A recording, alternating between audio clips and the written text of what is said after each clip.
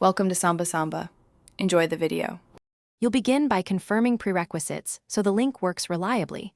Sign into the same Microsoft account on both your Xbox One and the Xbox app.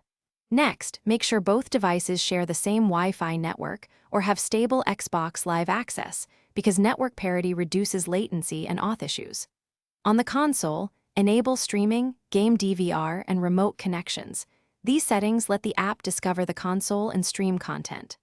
Once done, move to the app to add a... Now you'll use the Xbox app to discover and pair with your console.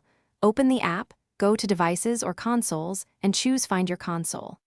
The app searches the local network. If discovery fails, use the 8-digit pairing code that appears on your TV, enter it in the app to link them securely.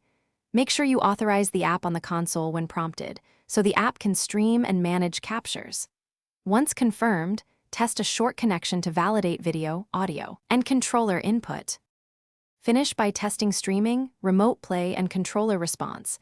Adjust the app's streaming quality to balance performance and visuals. If you encounter problems, reboot your router, the Xbox One, and the app, because transient network issues often block discovery, then reattempt pairing.